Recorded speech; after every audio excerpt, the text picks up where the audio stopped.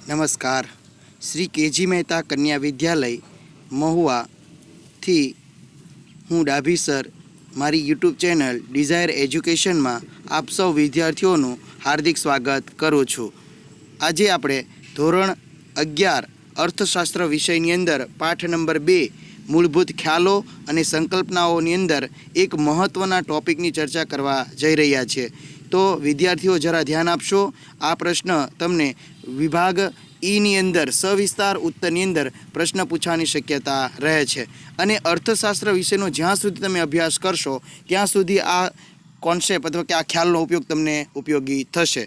तो ये कॉन्सेप्ट अथवा ख्याल छे उत्पादनना साधनों, तेनो अर्थ अने तेना लक्षणोनी वात। तो शुरुआत करीए उत्पादनना साधनों। माणस अमर्यादित जरूरियातो धरावे छे। आ जरूरियातोनी पूर्ति माटे वस्तुओं अने सेवाओनुं उत्पादन करवामां आवे छे।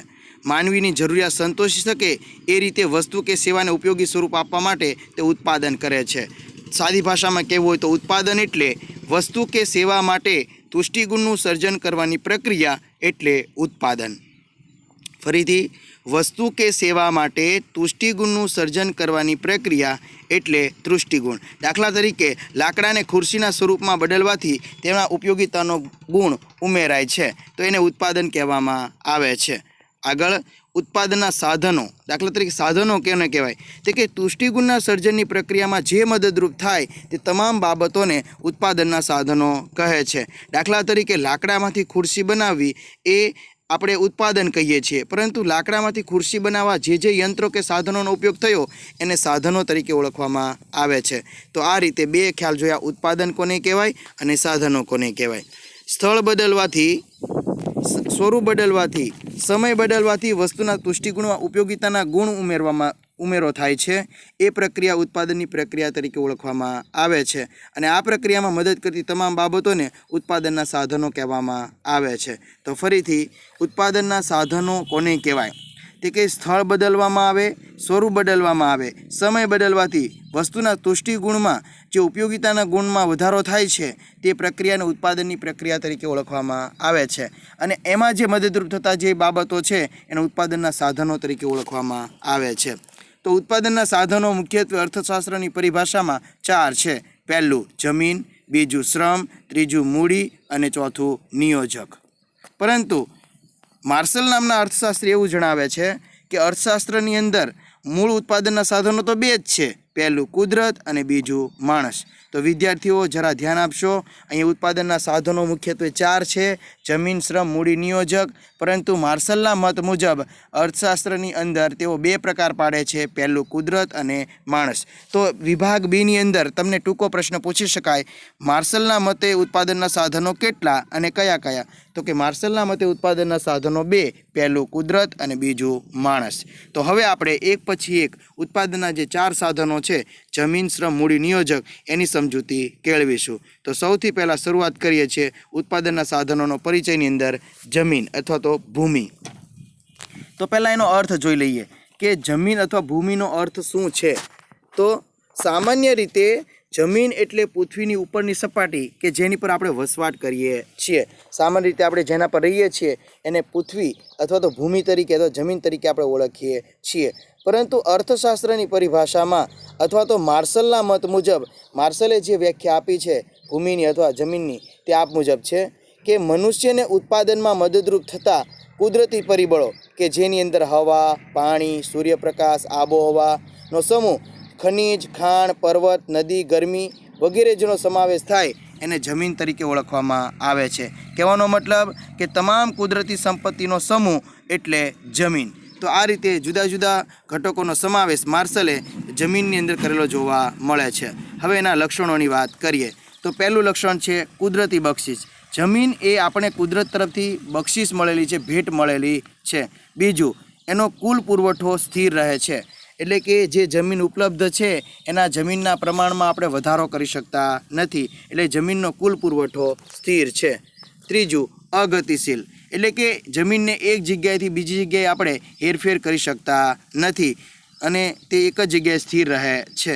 ચોથું તેની ફળદ્રુપતા જુદી જુદી, દરેક જમીનની અંદર ફળદ્રુપતા જુદી જુદી હોય છે। કોઈ જમીનની અંદર વધારે ઉત્પાદન થતું હોય તો કોઈ જગ્યાએ ઓછું ઉત્પાદન થતું જોવા મળે છે। તો અહીંયા વાત કરી એના લક્ષણોની। છેલ્લે વળતર। જમીનના જે ભૂમિ છે એને મળતા વળતર છે એને ભાડું તરીકે ઓળખવામાં આવે છે। જમીનને ભાડું પ્રાપ્ત થતું જોવા મળે છે। તો આ દરેક ઉત્પાદનના સાધનોની અંદર આપણે આ 3 મુદ્દા જોવાના છે। પહેલો અર્થ, બીજું લક્ષણ અને ત્રીજું વળતર। તમે જુદા જુદા કલરનો ઉપયોગ કરેલો જોઈ શકો છો, જેનું મહત્ત્વ દર્શાવે છે। તો હવે જોઈશું બીજો ખ્યાલ, જેને શ્રમ તરીકે ઓળખવામાં આવે છે। તો પહેલાં એનો અર્થ જોઈશું।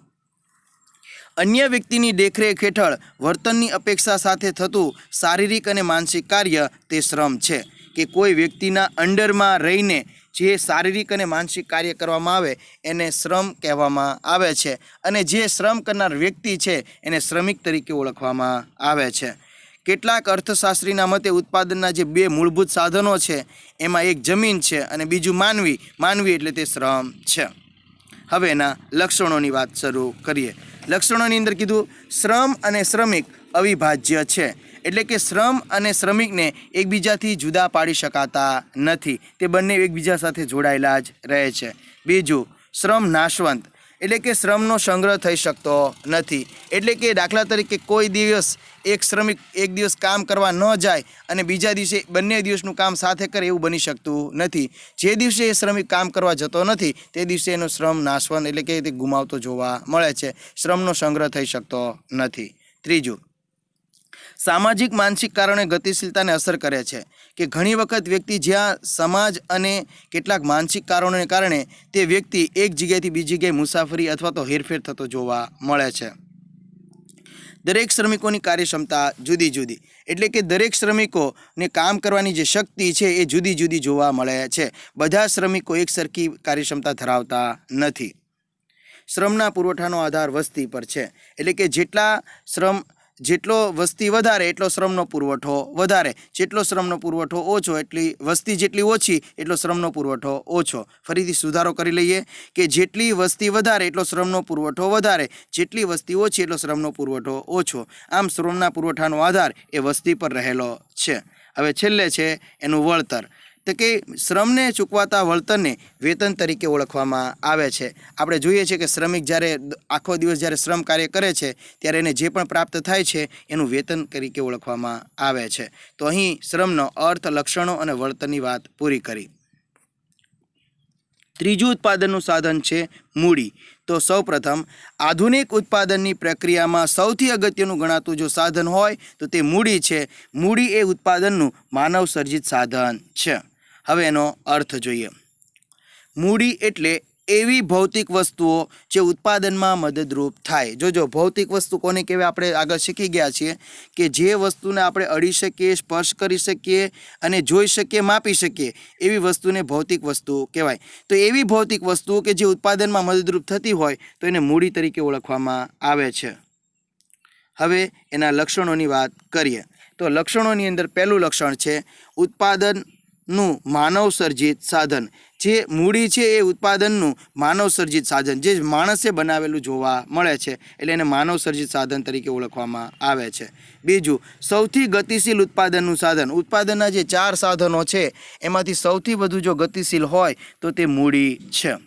અછત ધરાવતું સાધન, તેની અછત જોવા મળે છે, જેમ બને તેમ સરળતાથી મળતું નથી। દાખલા તરીકે આપણે એવું કીધું કે ભૌતિક વસ્તુ જેનું ઉત્પાદન થયું છે ને ઉત્પાદનમાં મદદરૂપ થાય છે, તો ટ્રેક્ટર ઉત્પાદન થયું છે અને તે ખેતીકામમાં મદદ કરે છે, તો ટ્રેક્ટર છે મૂડી છે, પરિણામે તે અછત ધરાવતું સાધન છે। વળતર, મૂડીના વળતરને વ્યાજ તરીકે ઓળખવામાં આવે છે। તો અહીં ઉત્પાદનનું ત્રીજું સાધન મૂડીના અર્થ, લક્ષણો અને વળતરની ચર્ચા કરી। હવે ઉત્પાદનના 4 સાધનો પૈકી સૌથી છેલ્લે નિયોજકની વાત કરીશું। તો સૌથી પહેલાં એનો અર્થ જોઈએ। ઉત્પાદનના સાધનોનું સંયોજન કરનાર એ નિયોજક છે। જો કે ઉત્પાદનના જે 4 સાધનો છે એમાં આગળના 3 સાધનોનું એ નિયોજન કરે છે, એટલે કે સંયોજન કરે છે, એને નિયોજક તરીકે ઓળખવામાં આવે છે। વ્યવસ્થાપક અને નિયોજક વચ્ચે કેટલોક તફાવત જોવા મળે છે। વ્યવસ્થાપક એ વેતન પ્રાપ્ત કર્મચારી છે જે સાધનોની વ્યવસ્થા કરે છે, પરંતુ નિયોજક એ જોખમ ઉઠાવે છે, તેનું વળતર નિશ્ચિત હોતું નથી. સૌથી પહેલાં એ ઉત્પાદનના જે 3 સાધનો છે એ 3 સાધનોને ઉત્પાદન પ્રક્રિયામાં યોજે છે અને આવક મેળવવાનો પ્રયત્ન કરે છે. 3 સાધનોને યોગ્ય વળતર ચૂકવ્યા પછી જે કંઈ વળતર મળે તે વળતર નિયોજકને પ્રાપ્ત થાય છે. એટલે કે નિયોજકને મળતું વળતર નિશ્ચિત હોતું નથી.